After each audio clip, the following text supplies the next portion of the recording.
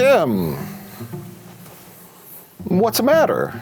You look worried. Well, I just see a lot of labels, Mike. I see a lot of pretty pictures and colors and... Yeah, these beautiful VHS tapes with all their colorful spines, titles, graphics. This doesn't feel right. Oh, why? What are you worried about? Black spines. Oh, you think we invited you back here for another Black Spine episode? That's all you do. And now, it is time to talk about our first movie, L.A. Wars. For real? Tell us all about L.A. Wars.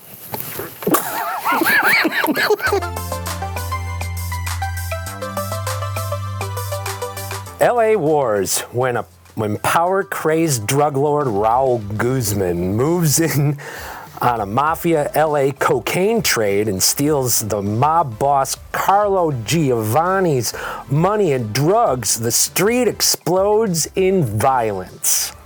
Featuring Vince Murdaco. Oh, uh-huh. Yeah. Featuring... Ring of Fire 2 and Kickboxer 2. Okay. Somebody out there knows who that is. Yeah, somebody. Yeah. He's an undercover cop, Jake Quinn. He infiltrates the mafia as the bodyguard for Giovanni's beautiful daughter, Carla. Jake must use his martial arts and all the weaponry he can carry to defend Carla from Guzman's hitmen. That's good. Okay, well, is that it? Nope. It's not it. Okay. Why? Maybe this is why I should be on Black Spine. Go! Okay, Giovanni's ruthless right-hand man, Vinny, betrays him and tries to rape Carla, but is stopped by Quinn. Vinny is humiliated from the family. To seek revenge on Giovanni. In the final showdown, rampage for revenge and power. Well, they just told us the whole goddamn movie. Mm-hmm. And after seeing 7,000 movies like this, I feel like I've already watched it. So we could just move on to the next film. Sure. I'm fully prepared to talk about this in detail after not having seen it. Here comes the DA. District Attorney, you're mistaken. No comment. District Attorney. They were hoping for a lot more extras for that. And I made sure it had one of the largest budgets in the city. Now it's payback time. She's giving it her all. I love it. Sure.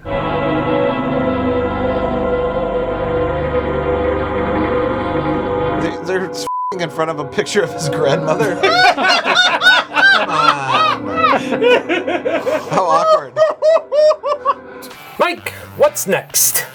Wow. This is Unmasking the Idol, which is actually a sequel to a film that we watched before called Order of the Black Eagle. And as ridiculous as it sounds, it is a super secret agent in a tuxedo who has a baboon sidekick named Boone, who drives a tank around. And interestingly enough, this is the same ape that starred in Shakma.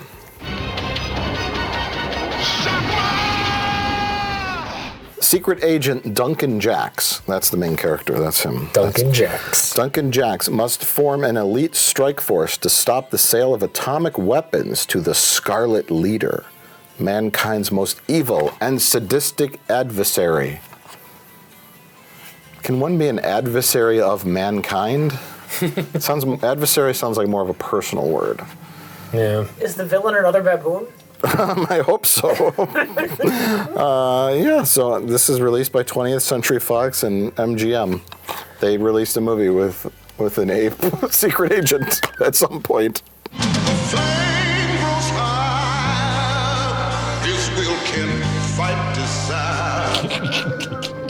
Oh God, they're going full James Bond. Yeah. Yeah, this is more than the other one, I think. I don't remember it having a theme song like this.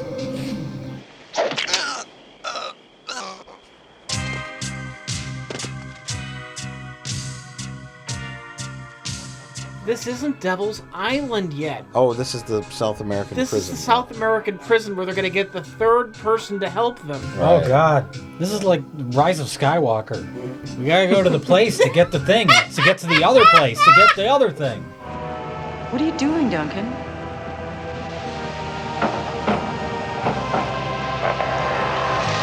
Oh my god! It's filled with. You've spilled them all over the floor, you asshole! It's filled with jelly beans. It's filled with. Friendship bracelet. Why would you beads. break it open now? So the audience can see. Oh, I gotta pick all these up now. Well, that was Unmasking the Idol. I don't think they made a third film featuring Duncan Jacks and his baboon sidekick. Well, how old was Boone in this one? I don't know.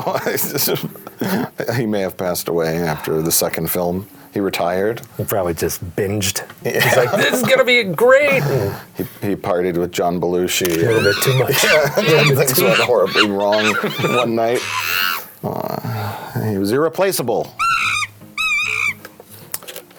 This is Ankle Biters. Vampires like you've never seen them.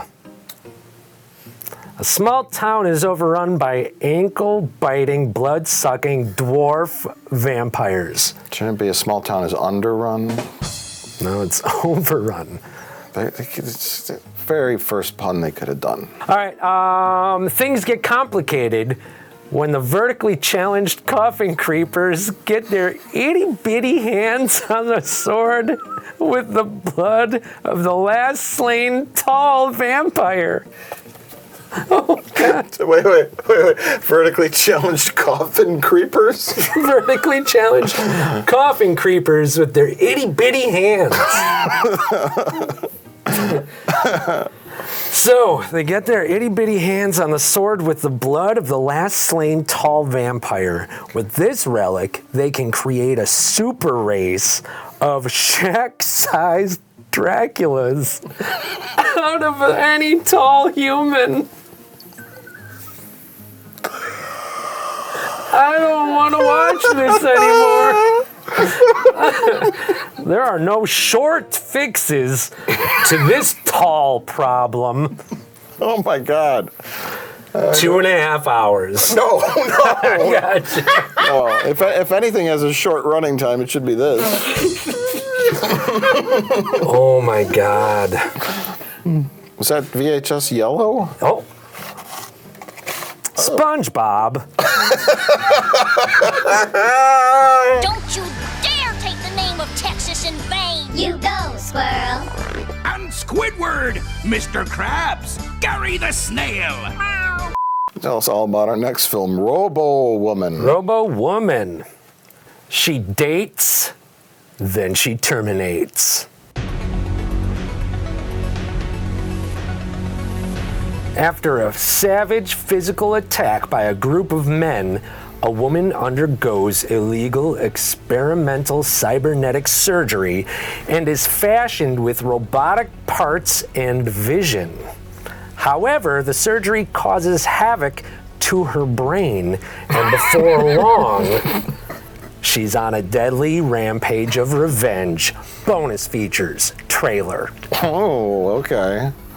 70 minutes. 70 minutes, no kidding. Oh, Wow. That's Mike's favorite movie. That is the best news I've heard all day. Yo, should we go watch it? Yep. Like developmentally challenged? Yeah. My mom used to work with people with special needs. I grew up with people with special needs. Is your mom still alive? Birthdays are always a big deal. I'm getting sextet vibes. Oh, yeah. But that was a famous actress, though. I know. Yeah, this is This is. Richie somewhere between the age of 32 and 67. So sweet.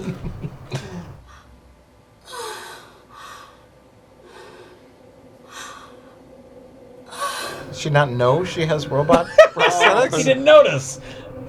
Oh, look at how wrinkly it is. It's like the rubber Halloween costume. So here's the question. Did they find that robot glove in a costume shop and the movie came from that? Yes. Oh, yeah. Oh, yeah. We can make a whole movie around this amazing robot glove. Yeah. Okay, you're out of your surgery. Everything went well. Rule number 1, don't ever look at your arm until you get home. Oh, yeah. She didn't notice her arm. So what'd you say after that? I told my therapist coordinator she could kiss my ass. It's think fucking thing of the time. You just have this look of disgust. like pure disgust. This is definitely a bar, not a pizza place. Yeah. Giant red pepper flake shaker on the table. And they're all drinking plastic cups filled with water. Yeah. Yep. Dining hall at the bowling alley. Right. I just want to see little kids run by, like, heading to the ball pit, and that's kind of what it looks like. I gotta go pee.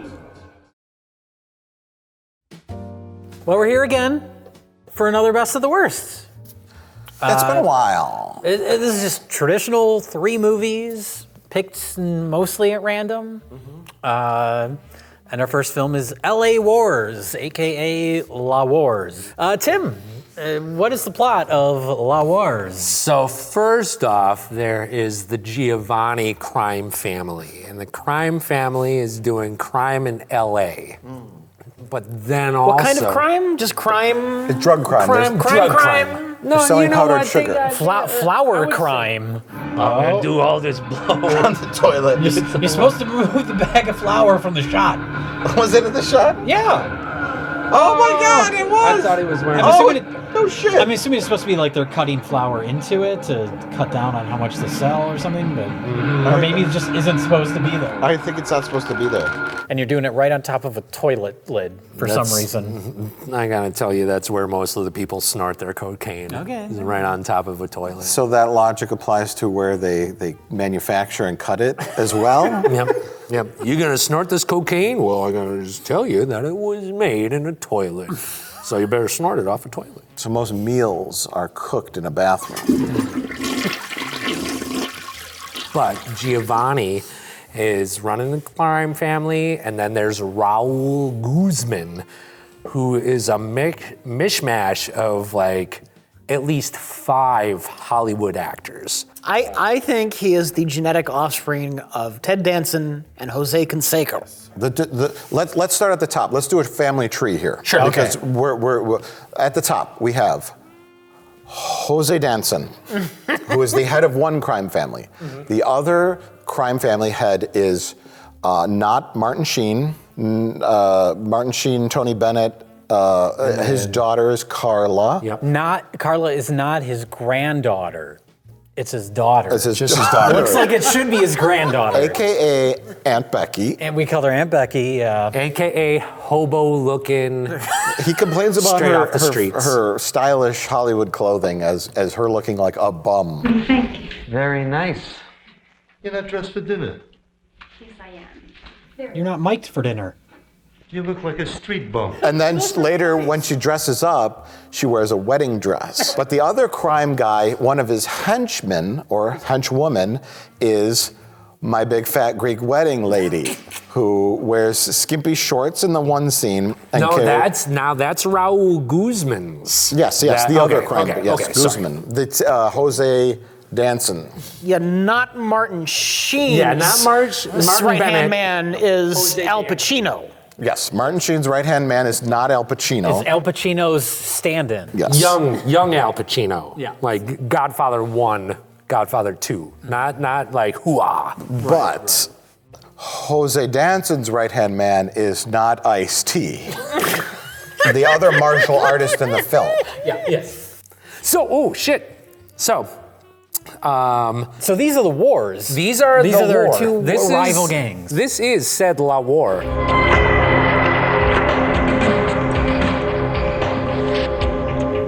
More smoke! Turn the engines off. Oh no! Oh, come on. Oh, not Tony. Oh, fat Tony. You're late! Oh my God! Wow. That is not how you hold that gun. That's why she completely missed and accidentally hit that car instead. That was her car. It's important to point out the titular LA wars are on like a 3-block radius of Hollywood Boulevard. Hollywood is not the same as LA. When you think of Hollywood, like Hollywood, for people that don't know, if you've never been there, because people think Hollywood, the glitz and glamour of showbiz. Hollywood is a fucking dump. Hollywood is dirty and it's filled with like souvenir shops and people in like Wolverine cosplay. Yeah, but then there's North Hollywood and West Hollywood, which are technically, I think, different cities, but they're nicer areas. Yeah. But this movie is shot in the dirtiest parts of Hollywood. I think the best way to exemplify this, your sentiment, Jay, is the daughter of the mafioso goes shopping, and instead of going to Rodeo Drive in Beverly Hills, where you would have your shopping montage by a rich daughter of a mafioso, she goes... Accompanied by the song, I Love L.A., of course. Sure. That's how you do it. She goes to nasty dollar stores. Souvenir shops with like going out of business signs. and like the barbed, or the metal grates that they close so that no one smashes the windows and takes all their stuff during a riot. It's funny too, because we see in the movie, you see the Hollywood, the Walk of Fame, the stars on the Walk of Fame, and I guess people associate that with the glitz and glamour of LA, but it's like people have to pay to get those on there. Yeah. It's not anything fancy, and it's in the worst part of Hollywood. It's where bums sleep. It's where bums urinate and sleep in the same spot. Yeah. Some of those stars that people kiss, poop has been on. It's true. It's true. Yeah. It's a nice little photo op for your Hollywood vacation. I'm kissing Cary Grant. If a Hollywood celebrity has passed away, people go and put flowers on it, and they just instantly shrivel up and die from all the toxic waste and fecal matter on the ground. Oh, there's some mud on Cary Grant's star. Let me wipe that off. But then all of a sudden, like things happen in front of some lowlife bar, like security guard.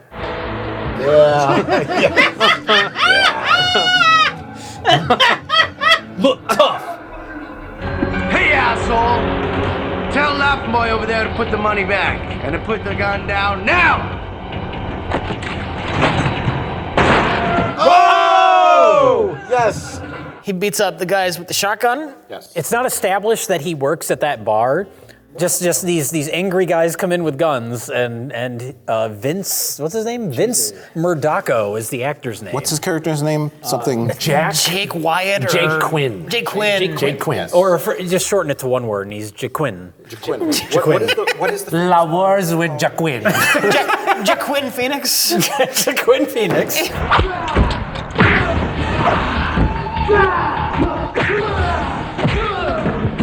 All these stunts are like when you do the run through where you do it slower in rehearsal, but that's the actual take. That carpet, man. Oh my god! Jay, there's $68 in the register. Yeah, changed in 3 fucking years, man. Fuck you, Rourke. They had shotguns. Be nice, I could bust you on 2 counts. Oh, he's a cop? Yeah. What did you think he was? Just a vigilante. It's a fucking long story. And Well, what's the name of the bar? You mentioned that he's the bouncer at a bar. You looked it up. It's a real bar. Bronigan's. Brennigans? It's a famous bar in Los Angeles. It's not famous. It's just a bar. Bradford Birds. It's famous because it was in this movie. It's probably not famous to us. It's probably famous to LA locals because it says it's been around since 1942. That doesn't mean anything. And their website literally says "Save Our Bar," but Bordner's. Bordner's. It's called Bordner's. Well, This is the website. It says They can't see that. Save Our Restaurant. He midnights as a security guard at Bordner's, and he's an LA cop during the day, or he's been laid off for 3 years. He's been snatched of his badge because he just shoots before he asks questions. We don't know any of this in the introductory scene with him, though. No, it's not like, he's chit-chatting with the bartender, and he's like, so Jake, when are you going to get back on the force? I don't know, man. It's been 3 years since, I think he shot some guy who was like attacking or assaulting a 12-year-old, and he said it's Quinn's Law. Yes. Quinn's Law. Quinn's Law, Rourke. A 12-year-old will not be abused by sleazeballs. It's my only law. It's very specific. That's also the law. My entire career. He's the wrong guy for this. Oh, sure. He should be the college quarterback. Yeah. Oh, look at that. Who's that? Did you see that person in the corner of the frame? I saw the boom mic too. What you need to know about Joaquin Phoenix is that he is like the ultimate cliche. This whole movie is the ultimate fucking cliche. This is cliche, cop movie cliche, the movie. Now, you used to be a good cop. That was then. Now I work in a bar as a bouncer because I bagged a child molester. Hell, man, you killed him with your bare hands. He was raping a 12-year-old girl. I caught the bastard in the act. You went outside the system, Quinn. You didn't even have a fucking warrant. Her scream was all the warrant I needed. Not according to law. But aside for all the shootings, the fact there are multiple scenes where the LA Wars, we actually see them in the film, which I give it credit. We see the LA Wars, which is the two rival gangs shooting and killing each other.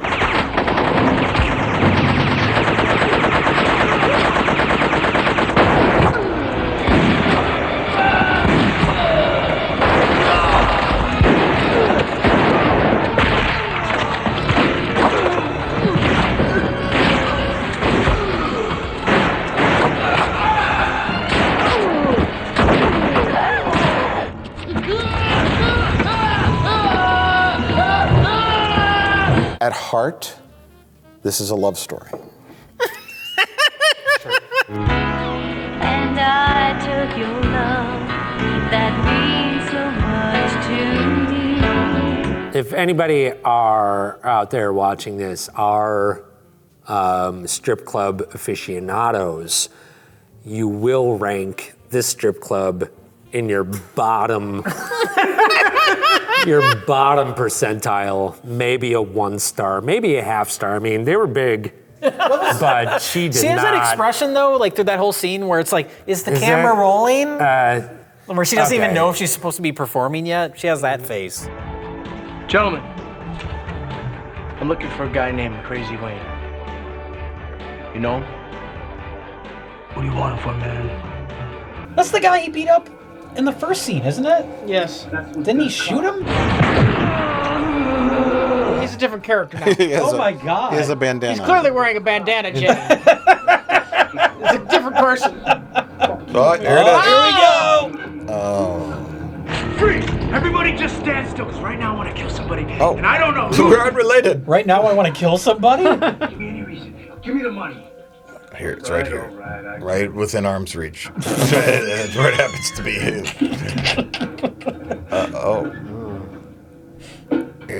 Here's $400. This is what I owe the biggest mob boss in the country.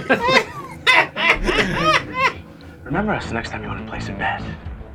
Thank you. That's a $1991, Mike. Oh, right. Yeah, you're right. The worst person in it is our lead. Yeah. By far. And their pants. Their pants, I mean, if you pulled up their shirts, their pants are way above the belly button. Remember how they walk too? Yep, they're all just like... At one point, Vince Murdaco is wearing a girdle. And let's talk about Guzman and his shirts. A Cosby sweater-esque type thing. Yeah. Mork for Mork. Pattern. It looks like No if the suspenders. TV show Full House was a shirt. That's a shirt. I saw 5 different actors in Raul Guzman. Oh, okay. AKA. Okay, who did you see? Okay. I will say though, real quickly, that actor was he was in a bunch of Andy Sedaris films. He was in Hard Ticket to Hawaii. But anyway, Jose Canseco. Yeah. Ted Danson. Also, I get Matt Dillon. Eric Roberts. Yeah. And there's got to be a little Schwarzenegger in there. Just like he's got The hair. Dude, he's got a The hair and I guess Just the build like- a little bit. Yeah. if he does just say Only that 1/16 face. Schwarzenegger. 1/16, but that's just it. It's like I named like 5 other people and just like maybe just a kiss. I mean, that's on par with some of his children, right? That was a joke about Schwarzenegger's know. illegitimate children. Is it one of his illegitimate children? one is the maids, one is the dog walkers, One is the dogs. one is the dogs, one is my great Aunt Beatrice. I don't know. Wait a minute, one of your children is your great Aunt Beatrice? Hey, who knows? That's fucking I guess crazy time loop. If Arnold impregnated his great aunt, what would his child be to him? His second cousin? What is this, Spaceballs? I am your father's brother's nephew's cousin's former roommate.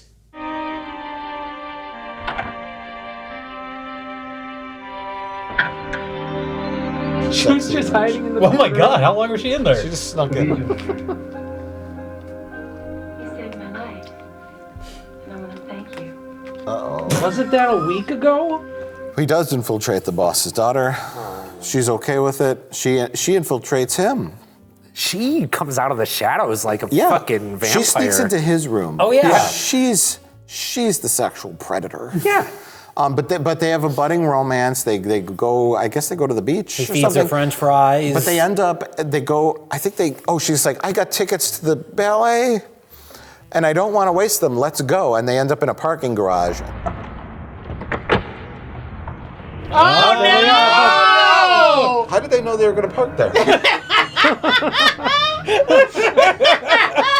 And that's when the Scooby-Doo van shows up, filled with Ted, 18. Jose Danson's bad guys.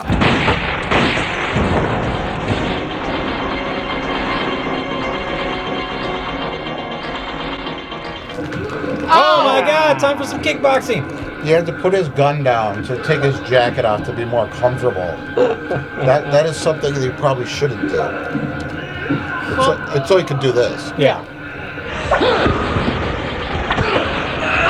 So they're driving a white Corvette, and they park in a parking spot in between two BMWs. 15 seconds later, one of the BMWs is replaced with a hoopty for Jack Quaid to get repeatedly punched on during an action sequence. Altercation. And then instead of Call it an getting back into his car to get away, they hop in the hoopty and steal that car. Can't blow up that white Corvette. You better hotwire this piece of shit. I mean, I guess the justification is maybe the van is blocking his actual car? Sure, Jay. Whatever.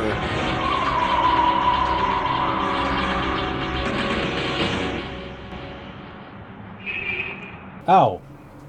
And then the scene ends. We were like, ooh, car chase. This is a beat up shitty old car, beat up old car. You know what that means. Oh, they're in the Shakey's Pizza. Oh, then the movie just kind of falls apart. The beginning of the movie is just hanging on all of the cliches. It's branching from one cliche to the other, like a jungle gym. And then it just it's kind also of hanging on by a thread technically, because the movie's like just barely holding together, because we see like the boom in one shot. It's not a technical mistake.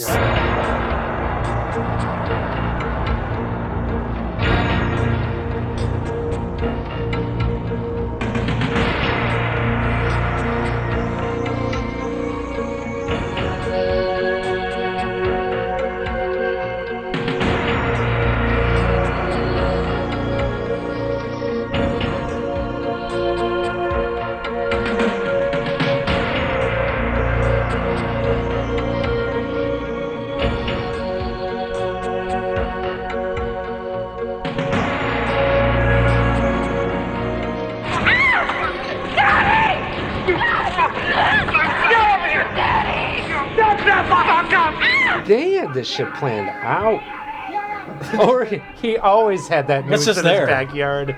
You're gonna hang me in my backyard, noose? No, that's the most disrespectful. How dare you?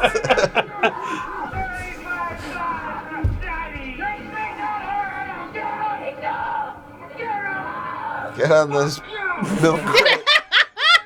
Not Al Pacino has betrayed. He was spying, or he was not loyal to. He was mad he couldn't get the girl, and that crime boss threw him out after he tried to rape his daughter. That was a big affront to him. And then he betrays Guzman and takes over what's-his-face's empire and kidnaps his daughter. It kind of comes together again at the end, though, when he decides to Rambo up. after seeing Well, nothing. no, that was the fake final showdown. There are multiple final showdowns. That's true. He gets suited up, and then he goes to the mansion, and you think it's going to be the final showdown. Yeah, that's right. And then it's like, Super Mario Brothers. Oh no, our princess is in another castle. Yeah, that's right. Oh, Carla's not here. Fuck you, Quinn. I'm out of here. And you can't do shit.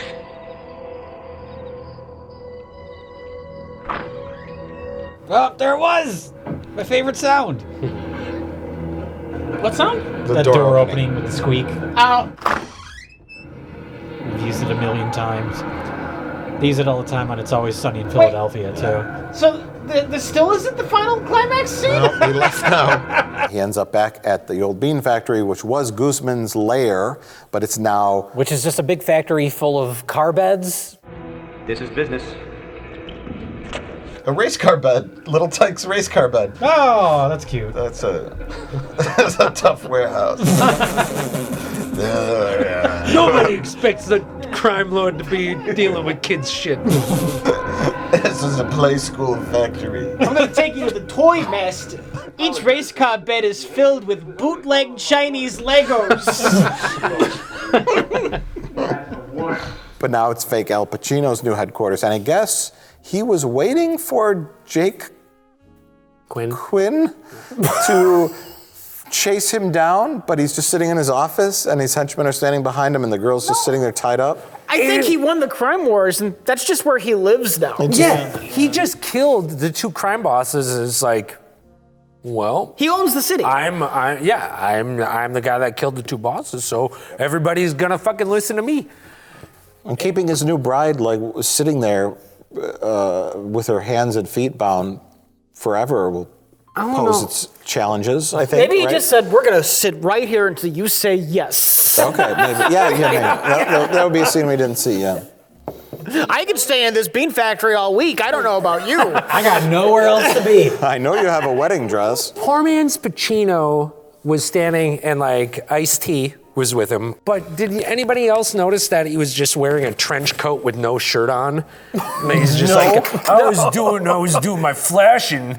And then you call me up and just like, Did he say that? Yeah. Oh, no, he doesn't. But it's like that. It's like he's sitting there and he's just got a trench coat on. Yeah, you know and why? you don't see anything but like just bare chest under it. And I'm like, you just fucking just get you off the flashing street. He subconsciously knows that a kickboxing fight is going to break out, and so he's prepared for it. And missed up. Spray them pecs. He wants to. You want to glisten. He's in a shootout, right? And he's like, okay, I feel kung fu's coming up. I'm gonna put down my gun and take off my blazer during the shootout. Then I'm gonna pick my gun back up. Yeah. It happens like 3 times. And shame multiple on times. the adversaries who are just like, oh, what the? Oh, you're taking your coat off? Okay. Oh, hold on. Code of, it's honor code. Yeah. It's a code of the streets. It's a Of the La Wars. code of honor. Coat of honors? Coat of La Wars. Coat of honors. See, that's a pun.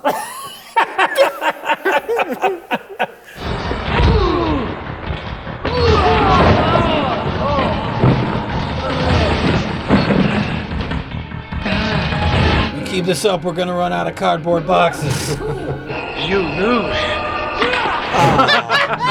Wow, that was so clever. That is not. See, that is not a heroic thing to do. No. To be fair, he's been an asshole. He is an asshole. He's an unlikable protagonist. Well, before that fight, he has to kill the fly girl in the most shockingly violent moment in the film. Oh my god! Wow! Jesus! Wow! Oh my god! Oh my god! No!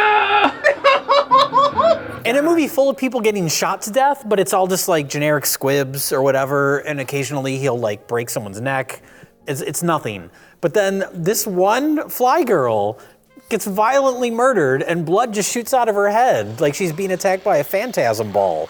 Yeah. Like spray out the mouth, and then like when you see the lifeless body on the floor. You'd think that the girl would have been the one that, Fly Girl would have been the one that Carla had to fight. You know, you have the obligatory girl fight. Sure. Yep. Why not? And because it was established, Carla knew her way around firearm. Carla, behind you! In the parking structure scene, but she did not know her father was the most famous crime lord in the country. Yeah, that's the most shocking revelation in the film. Why is everyone after me? What, you don't really know why? No, am I supposed to? Has to do with your father and what he does for a living. What do you mean? Wait, What he does for a living? What? she doesn't know what her father does? I haven't been around to know much. What I do know is that my father's a very successful businessman. Over halfway through the movie, all of a sudden we realize that she has no idea that her father is the biggest crime boss in the country. I think she's just in denial. My father's just a businessman. He's just a businessman. I think that's what it was. Okay. When he said it was a cutthroat business, I thought he was just being metaphorical. I thought that noose was decorative. He called that the Christmas noose. So that's a happy ending. Everybody dies but Jack Quaid and Jaquin. not Aunt Becky. Aunt Becky. Amber Thiessen. Amber Thiessen. Yeah, and they sail off into the sunset in a car. Nobody watching cares. Nobody cares. Nobody cares. Nobody cares about any of this. What are we doing here? Why are we doing this? We're wasting the time and money with this stupid war. Well, the war is over.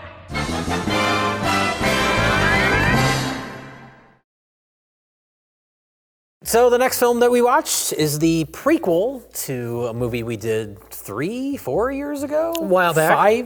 12 years ago? 18. Order of the Black Eagle. This is the first film in the Duncan Jacks saga, Unmasking the Idol. Rich. Oh, wow. What is the plot of Unmasking the Idol? I am absolutely relieved. Jesus. Jesus fucking Christ. Oh, thank you, Jay. I will never forgive you. Thank you so much, Jay. I appreciate this. I will never forgive you for this. From the bottom of my heart. Oh, thank you so much. I don't know why you're so upset. Robo Woman's going to take you 2 seconds to explain. Yeah, but I got to talk about the elephant in the room. Rich has to talk about the baboon in the room. I'm talking about the baboon in the room. Yeah. This is not a prequel. No. This is just the one they made first. Sure. Okay? That's right. Duncan Jacks. This is the one where they didn't have it figured out yet. Yeah. They didn't know their winning formula. No, this feels like a prototype to Order of the Black Eagle. Unmasking the Ideal. Oh, God. Unmasking the Idol features our hero, Duncan Jacks, who is a ninja that wears chainmail armor only on his face. Yeah. But wait, Duncan Jacks is not related to Basement Jacks, who made a music video where their band members all turned into monkeys. Nor Duncan Hines, which all of their people turned into moist-ass cakes. So he is a British ninja who works for an unaffiliated secret agency that employs ninjas to steal gold? What if each ninja style is bred to thieve a different ore? So Duncan Jacks, he's their top guy. He specializes in gold. Yeah. There's like a palladium and stealing. yeah. The second in command is silver. Mm-hmm. Yeah. Yeah. He's but then you literally got the gold platinum standard. ninjas. Like the rookies do tin. You're on copper duty. 0014. You're a sophomore. You're out there. You're collecting aluminum. You Get really those wanna cans. It's like, I feel disrespected. Do you want to be a talc ninja? Whoa! You're going to Devil's not even Island 5 to get a stockpile of zinc. You get your head on straight, or we're gonna put you in the Mercury division with those crazy bastards. It's the 144th most important mission this week. Sounds like things are going to get even tighter. That blue syringe on your wristband accepting a torture substitute. Oh, you got enough time. To cut a human-sized door. Sure. Take your time. Because he's familiar with traps like this, like Indiana Jones. Oh. How did he know there was a hole that would a foolproof release lever? It's on your right, your other right.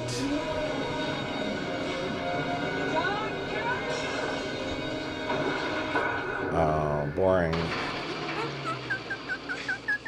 He's put on this highly dangerous mission where he has to recruit 3 different people to storm the world's most heavily guarded island, which they didn't really need any specialists because they just show up with like 30 different ninjas. Yeah.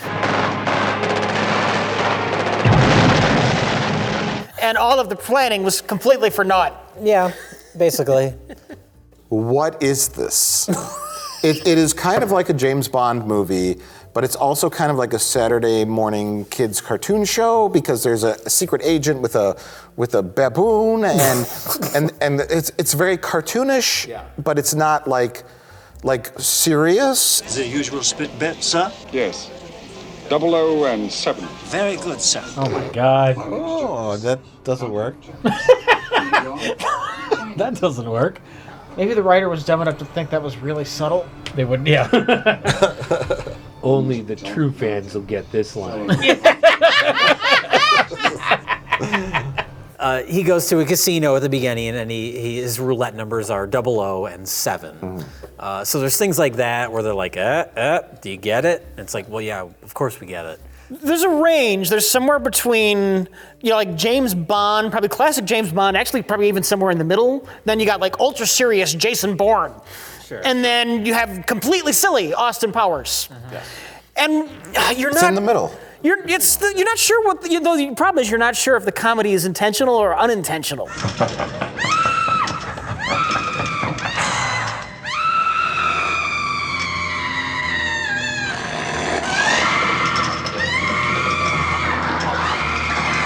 It's like, did they mean for this to be a joke? Yeah.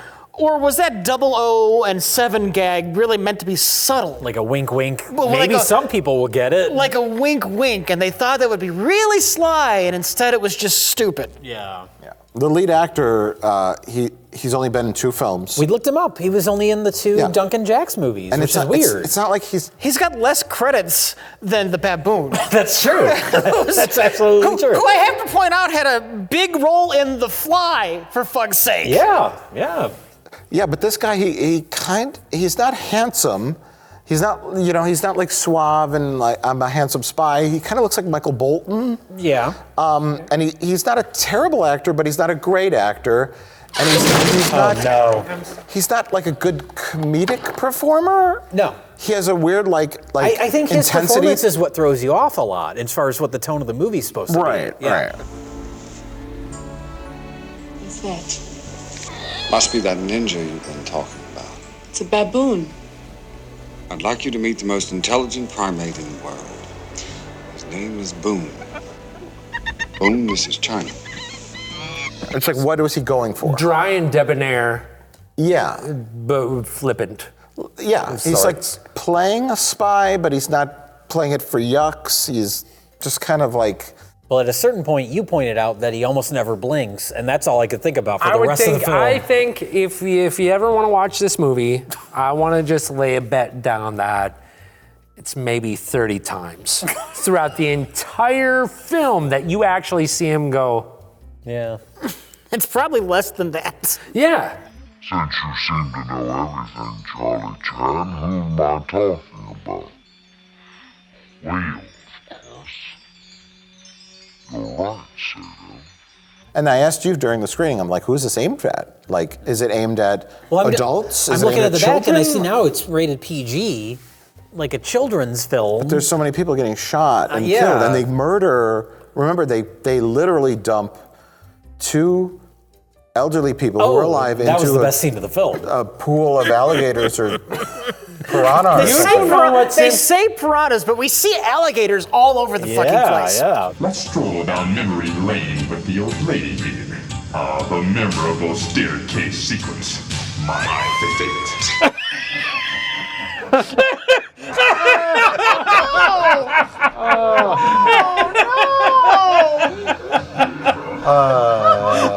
What? My God, what's in that pool? Show him what's in the pool.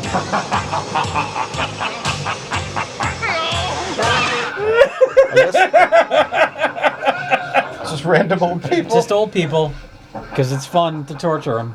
So this movie is, too tame for adults, but too dry for kids. And not fun enough? And not fun enough. Kids will want to see more monkey. Yes. Adults, we wanted to see more monkey. That's why this is like the prototype for the sequel, because the sequel, we get more monkey. Yeah, we get Boone driving a tank. We get a cryogenically frozen Hitler, which is fun.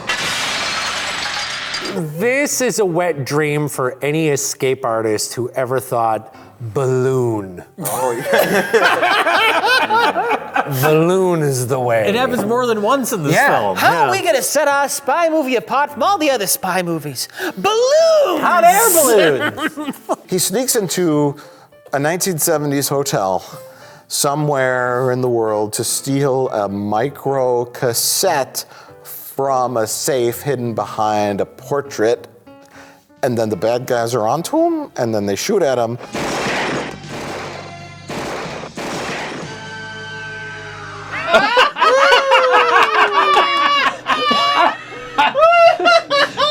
He just tensed up. That's all.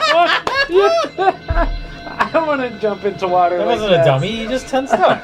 You know, contrary to what you would think, the secret agents tell you to not go limp when you fall. Go stiff. Go stiff. So you break more bones. If you're going to go stiff. You really want to break the surface tension of that water. Go stiff. But Duncan Jacks, in his bag of spy tricks, has a special chemical bomb that blows up that doesn't make his enemies pass out, so he could climb out of the pool and just walk away. It makes him temporarily stunned so he could slowly get away. Yeah. In his Very own slowly private balloon. float up into the sky.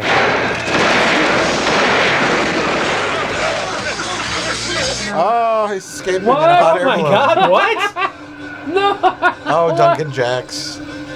Ah, it's getting in my eyes. The water's getting in my fucking eyes. It's full of chlorine.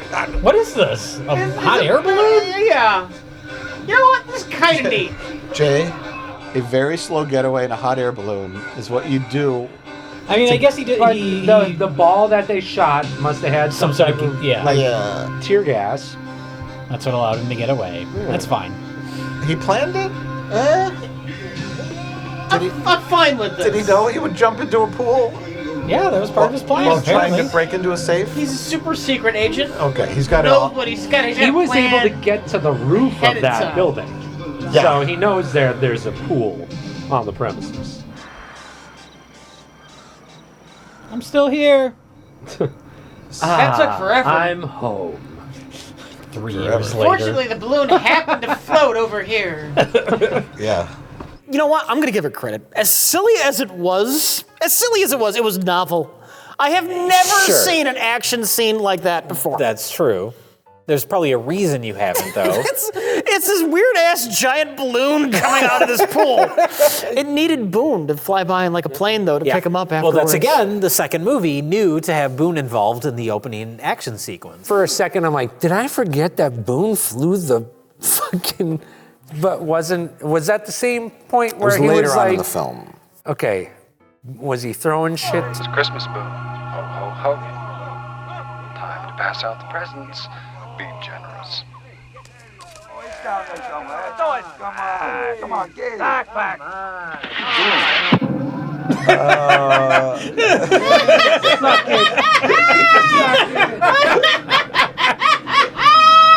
He's not very good at controlling how he throws because he's a baboon. I don't give That's a fine. fuck where it goes. Fuck all y'all. He's the most intelligent primate on Earth, Jay. I know. But he's the He doesn't best. have Tell a him to good throw stuff, throwing he can arm. throw stuff. Oh, look, he's the best baboon spy of all time. Yeah, the best primate spy there is. You should see the least intelligent primate spy. It was a disaster, his first mission. They went through so many monkeys before they got Boone. Why do you have a baboon spy? We put him in the tank, and he just ran over Duncan Jacks. This is our 5th Duncan Jacks. And our 43rd baboon. This is our least intelligent Duncan Jacks. Teamed up with our most intelligent baboon. They complement each other perfectly. They do a perfectly adequate job. They're perfectly in sync. Perfectly in sync. There's when they broke. Or just backflipping in front of the people. They broke Orson Welles out of South American winery. That's right. That's right. And That's Boone was what it throwing was. bombs at guards. Basically, the only good parts of this movie are when Boone is doing something. And he's not doing it. And he's not doing And it. it's pretty much this. Yeah.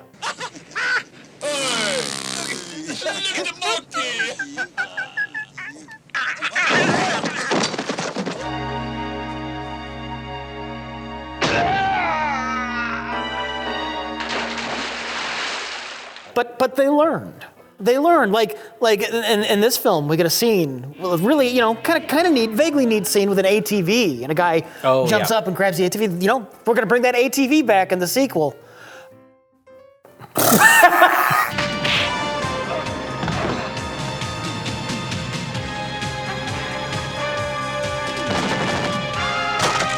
Oh shit! Oh, We crushed a stuntman's head.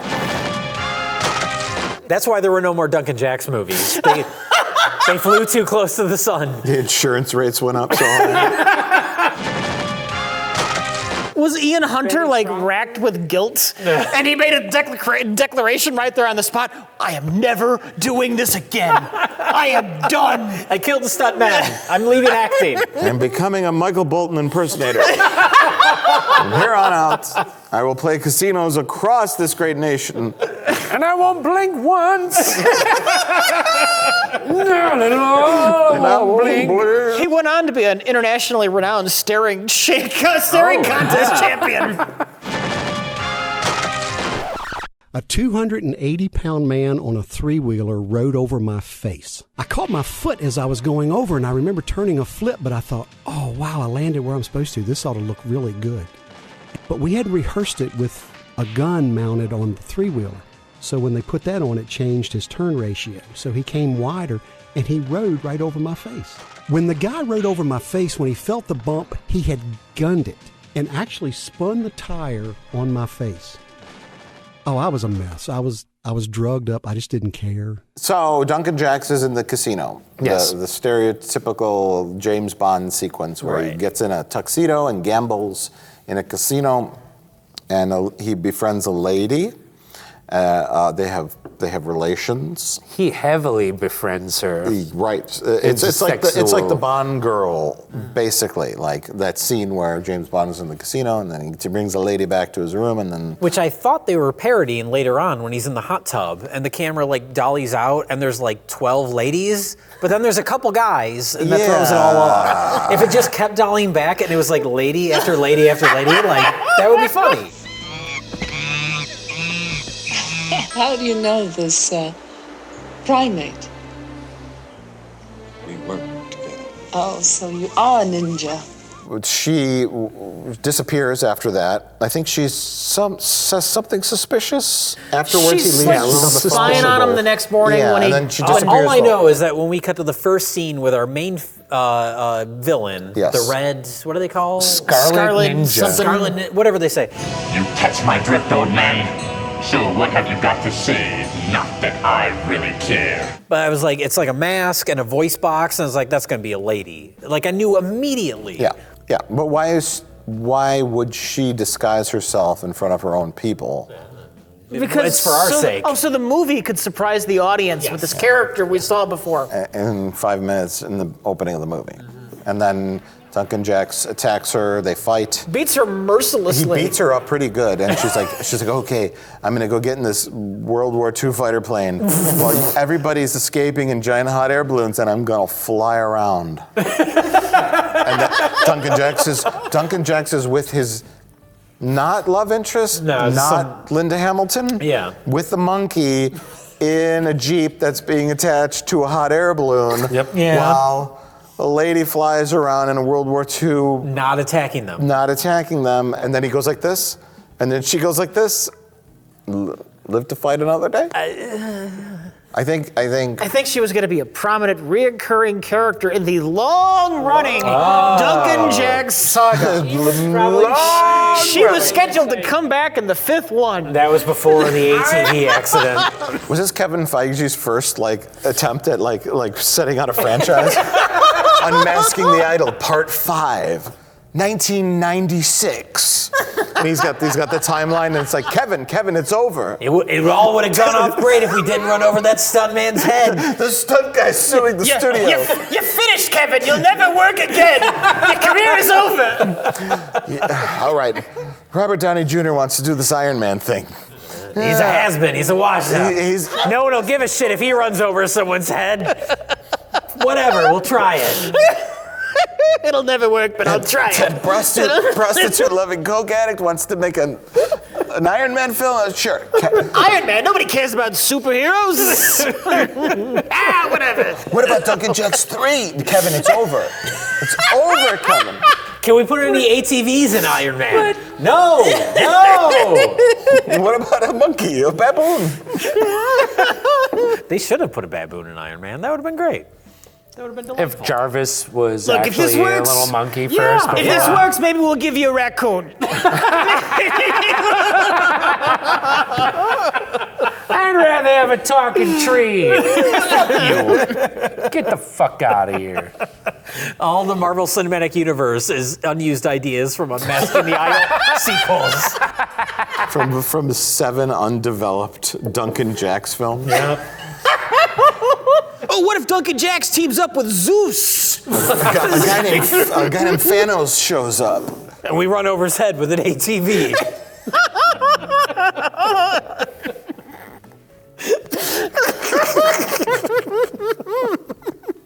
Kevin, you're young, you're plucky, you got a lot of years left in you. Forget the Duncan Jack stuff. Okay, move on. It's over, the dream's over. Move on to your little Iron Man project. The monkey wants out too. He's got a starring role in that new Jeff Goldblum movie. He's gonna say he's not that was The Fly was before this. So shit! Maybe it was the ATV incident that made Boone walk away from the movie industry as well. Yeah. Him and John Landis talked about it at the bar one night. Look. Movie sets are too dangerous. You're telling me, baboon.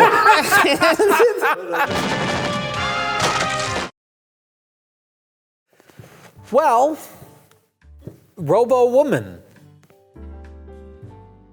You talked about a movie already, right? I did think. You talked about. God, I talk about La Wars. You talked about LA Wars. So. I definitely talked about Unmasking the Idol. Oh, Rich, you talked about Unmasking the Idol. Yeah, I'm done. Okay.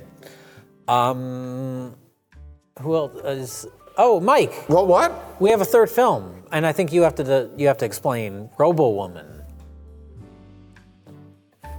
I'm so sorry. It's okay. I deserve it. It's karma, right? For all my years of mental and physical and emotional abuse. And elderly shaming. And elderly shaming. Which us talking about this movie may constitute elderly shaming. I'm not sure. And it helped me to figure out just what I need to do in order to get past all of this. Let's get into it. This movie. Because I heard the record makes me. Tell us all about the plot, Rich. I refuse. You already talked about Unmasking the Idol, Rich. I am contractually obligated to talk about one movie per episode, and I have done it already. Robo Woman, released by Wild Eye Releasing. Whenever you see the Wild Eye Releasing logo on the back, you know it's quality. Click off. You know it's at least 15 steps below Gravitas Ventures, which you Mill should avoid Creek, their movies too. York Entertainment. This release of this film should be criminal. The last thing that I need is someone problem looking at me like I'm some sort of a science experiment? Of course. I'll let him know. I'm sure he's very respectful, but I'll tell him what to expect. Thank you. Eileen, can you do me a favor? Of course, anything. I can't believe we're watching this. This is one of those movies you don't watch. Like you just throw in the trash. Right? Yeah. And we're watching it. I mean, you know how they have laws against deception in advertising? Sure. I mean, this should be criminal. Yeah. How bad this is. This may be the worst film I've ever seen. I know I've said that, and it's not. You say that a lot, and I'm not going to disagree with you in this case. It's not hyperbolic. It's beyond cringe. I have to come to terms with it every time I lay down at night, and I can't even close my eyes. That's some evil fucker and his friends trying to use me as a fun toy. I can't do this. You have to, Reg. I can't do this. This is what you signed up for. You're stuck here forever. Can we make this black spine? This is something beyond cringe, and I was legitimately uncomfortable watching this. And why is that? Because you... You're gonna explain the movie! He's gonna get you explain it! Because... He didn't even say anything yet! Yes! Okay. Yeah, and okay, so... This movie takes place in Egypt. On denial.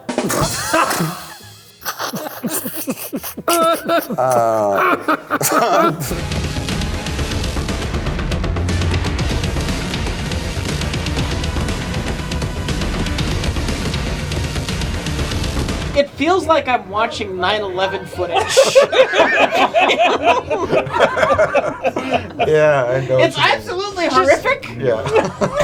The thing is, it's got a strange fascination to it all the same. The filmmaker is named Dustin Ferguson, and he makes a movie every 15 minutes. Yeah, he has. Yeah, if you go to Amazon Prime, there's a plethora of films that he's directed.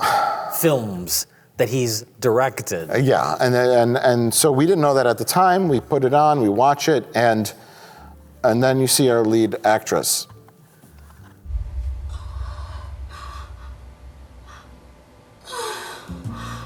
And Jay, you said she started off her career as more or less an extra. She is an uncredited extra in like Blade Runner. So all these things like going way back. Yeah, no major acting roles, just kind of like uncredited extra, this character, this background character, Right. blah, blah, blah, blah. One episode of L.A. Law or something like that. As character with background, one line. bar right? patron. Yeah. And then there was a span of time from 1996 to 2007 or something where she didn't work. And then... So now it feels like, this movie feels like, oh, I want to be a famous actor, I want to be the lead, and it feels like a vanity project. Continue. He's doing it for me. Mike, you're doing a great job of passing the buck. He's doing a great job making you tell this. Chase a sucker. He's doing it for me.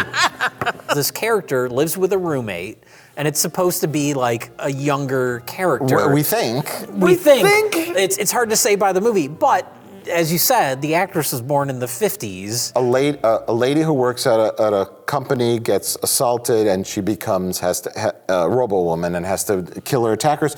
The script could call for a woman of any age.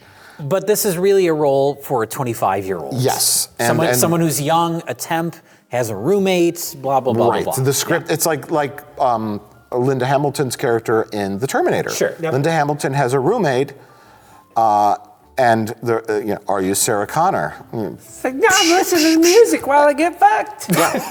Right, exactly. And Linda Hamilton works in a diner where little kids put ice cream in her smock. Yeah. Right? And so that is a role for a woman who is, what was she, fucking 19 years old in that? I think she's older than that. Yeah. Early 20s, yeah. Right, so. Much less than 60. Yes, yes. So the role is for a 20 to 25-year-old woman. Yeah.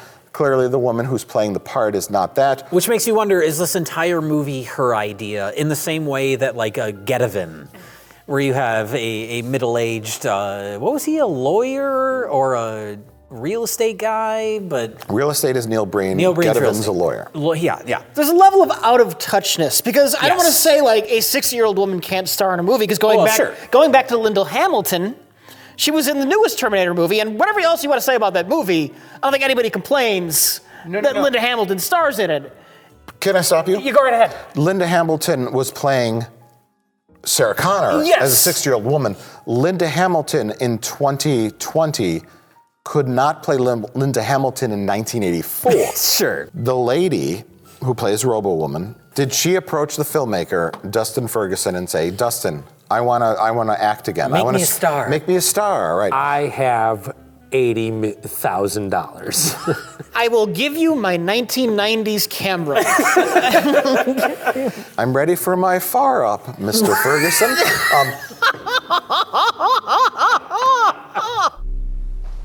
Like I said, I did move a few things around, so I hope that's okay. Here. Oh, look at her arm! Look at the robot arm. She's got a robot arm and her journey glasses. Of course. Boy, has tactical vision.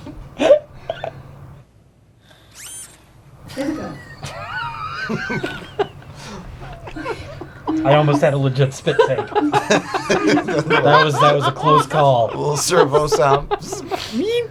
So you have a script, right, called Robo Woman, and the general plot, we're just going to lay it out here. The general plot is her character is a temp at some kind of company, and there's a creepy guy who says, why don't you come out with me, or blah, blah, blah. My brother is having a birthday party. Yeah. And it's a trap. I hope it doesn't go against the non-compete clause because this company is known to be a little sue-happy. Nothing for you or Look, HR Leo to Fong. worry about. Oh my God! What? The picture on top. My brother, who has special needs. I don't know why this is important to the plot. Because the filmmakers saw I Spit on Your Grave, which is a rape revenge movie where one of the 4 rapists has a mental disability. Right. But and it to is her, as his birthday present to his mentally challenged brother. You sure are pretty. What are you doing here with so much? So that the scene happens, the rape doesn't occur. No. It goes. Thankfully for us. Yes. Thankfully for us, it goes wrong. They just said, "Fuck it, let's kill her." They stab her in her shoulder and they leave her in the park to die. And so this is actually a futuristic science fiction movie that takes place in the year 2024. Yes, the far distant future. The far distant future where cybernetics are an alternative to traditional medicine. Yes. For those who are poor enough to where they can't afford traditional medicine. So it's like, oh, I've gotten blinded by mace or pepper spray. I can't have my eyes fixed by traditional doctors. I have to get a Geordie LaForge visor and get a rubber robot arm. Right? I have to have these things done to me in a garage filled with blue tarps. Painting tarps. Hey.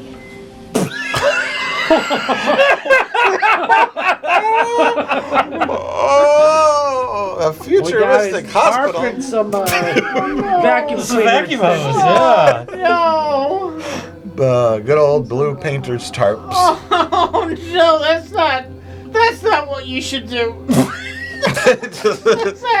Now we only Overseen by Mel Novak. Mel Novak and his hair plugs have to fix Mel Novak had to amputate my arm. I got stabbed in the shoulder, so they had to amputate my arm. Now her eyes got taken from her, unfortunately. And she gets the red vision with the nice big block in the middle. It's just like right in the to middle. show, you know. That doesn't even mean anything. There's no numbers. There's Exactly. no word. It's just a thing. How does that make it better? Oh, it doesn't. From natural sight. Yeah. Look, if you were completely blind, you might put up with the giant reticle right in front of your face. But the You question know is, what? I see a big square, and I'm fucking psyched. I can actually see that motherfucking square. I'm okay with it because Mel Novak pulled my eyeballs out. He's got butt hair on his head. But well, they took her arm hair. That's why he amputated the arm. Oh, yeah. Did you say butt hair? Mel Novak's butt hair? yeah, because it was just like the plant. I thought you said buck hair because, like, they transplanted deer hair to his scalp. that could be the case too. Who It is knows? the future. There's a lot of deer out there. In the future, deer are all hair. What? All bald men have during the great nature wars of 2022, They replaced deers were every- conquered and turned into hair. Ain't no bone in deer. They pull off the skin from deers and they graft it onto heads of bald men. Yeah. And you got deer. You got a nice head of deer hair. Wisconsin-born deer hair. You're welcome, Mel Novak. Thanks, Mel Novak. Thank you, Mel Novak. You were a pioneer in the hair transplant world. If you're really wealthy, you could afford like a patch of deer that's got like a big antler. It's a status symbol in 2022, 2024. Your lungs breathe without the use of these crude machines. How can you do this? I mean, how can... I've been working on this for well over 30 years. What is the focus of that shot? Yeah, they had like 12 inches to move the camera in the garage. They could only afford one tarp. They didn't have a tarp behind her, so they just filmed the back of her head. Yes. Because he couldn't just film these angles and then move her and make it appear that it's the reverse angle. And the filmmaker, Dustin Ferguson, has a camera. From 2002? From 2002, it's like a mini DV or a high 8 camera, and he doesn't know how to switch the focus from autofocus to manual. I mean, it's atrociously on a ugly. technical level, this is shockingly bad for a movie made in 2019. Yeah, oh yeah. I mean, DSLR cameras at this point are cheap enough. A fucking iPhone camera. An iPhone looks better than this movie. I don't know what is the problem. If I don't know what. Like, He's on it so the nice cameras. They just didn't have the lighting. Well, they definitely didn't have the lighting. They didn't have the lighting or the nice camera. Yeah. They had nothing. They lit this movie with car headlights. I like hide and seek. Where are you? The lighting I can excuse. You go out to some desert location, right? You don't have power. I mean, like, I get that. You have to light your scene with headlights. I totally get that. But being unable to film in HD on a somewhat decent camera with somewhat decent resolution in 2019 is or understand bizarre. basic framing of a shot. And he works in groups, but if you'd rather work one-on-one, he can do that as well. Like, your attention should not be drawn to the potential fire hazard outlet behind her. There's some guy's window. So many of the scenes in this movie take place in her and her roommate's, Robo Woman and her roommate's apartment, and just like the framing of it is completely wrong. Well, there's the part where Robo Woman does her training with the jujitsu master. Oh, yeah. And Dustin Ferguson places the camera down, right? And Robo Woman and the guy are in the background. In the foreground is like the pads from some kind of like weightlifting machine, and the camera just autofocuses to that, and they're blurry in the background. And we're like, and they didn't mic them either. What do you wish to do with the newfound control? I will make things right. Very well. It's like we're gonna listen to these pads first. There might be some discussion behind the pads. Don't pay attention to that. There's also the scene where she's sparring with him, and it's filmed entirely from the back of her head. Yeah. Maybe Dustin Ferguson has a back of the head fetish, because that's a reoccurring thing throughout the film. So yeah, Robo Woman is hellbent on a quest to destroy those who attempted to rape her, but failed to rape her. Yes. And stabbed her. Yeah. Robo Woman says, I'm just going to decide to leave my apartment, and I'm going to walk down right to the dumpster. Yo, bitch, you looking for some action tonight? Why would she just walk down to the dumpster?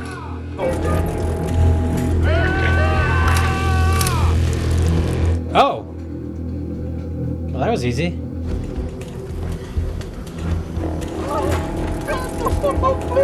I didn't say anything. What did he do? He didn't say anything. She's, That was she's enough. crazy now. Oh, that's right. Her brain's because broke. her robo brain is broke. I knew that was going to happen. See, only the servos in her arm work. Don't they start groping at her? No, that's the other guy who That's the grabs her other guy? boobs. Okay. Yes, that's a different scene. That's the gun dealer.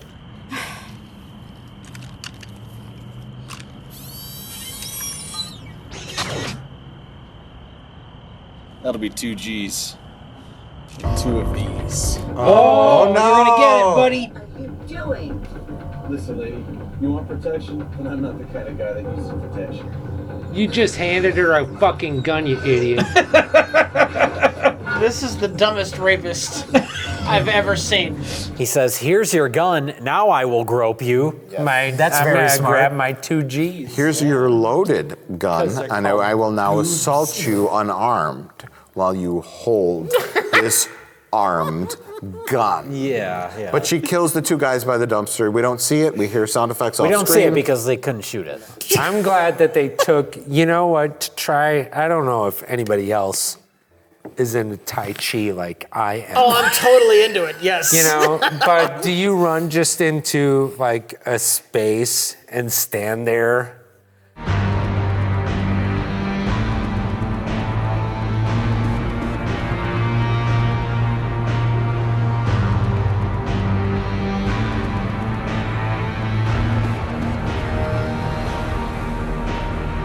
I like that they didn't go out to like the desert in California, which is relatively close.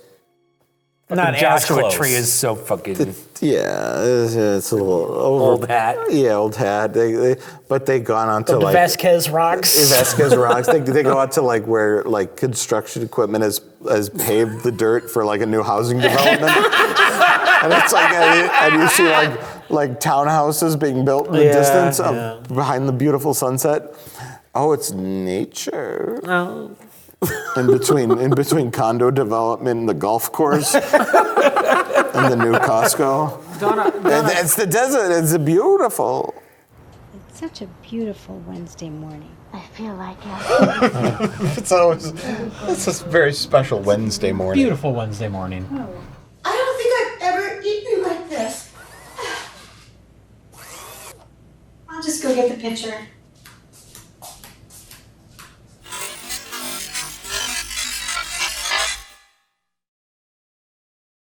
All right, so that's our 3 movies. This is the point of the night when we pick best of the worst. Best of the worst is LA Wars. We're done. Oh no, we have people thinking about it now. All right. Okay, Tim.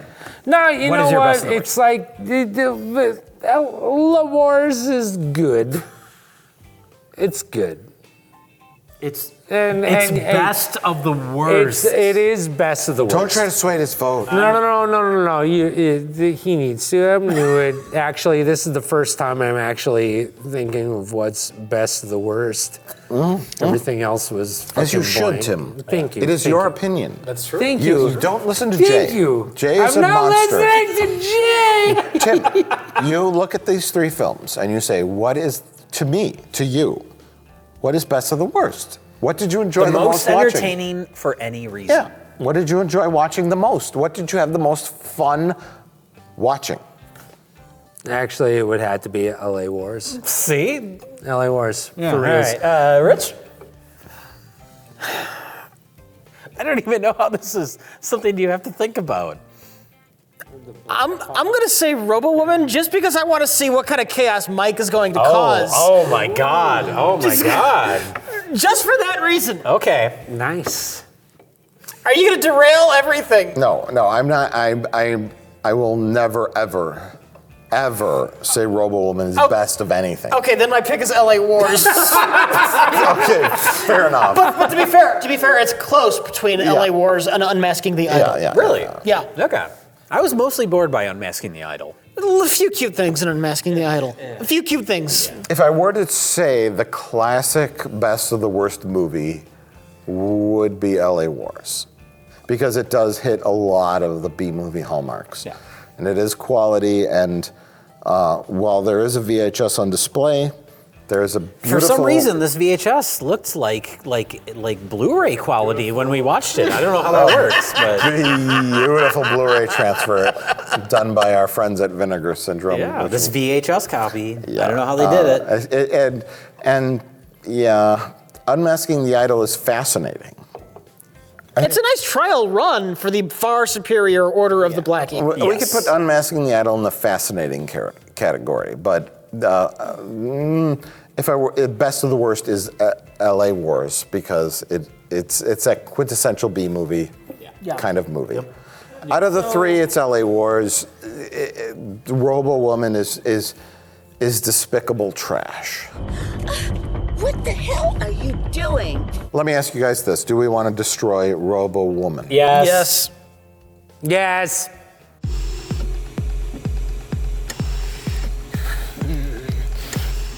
Yes, Robo Woman.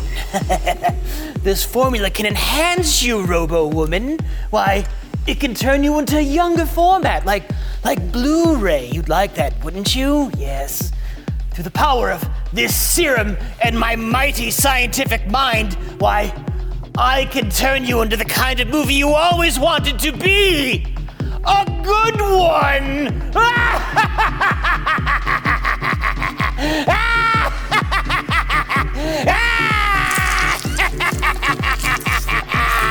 Yes, just take it. Take the serum. Yes. Oh, it's working. It's starting. Yes, it's working. It's working. Yeah, something's happening. I'm sure it'll level out at any moment.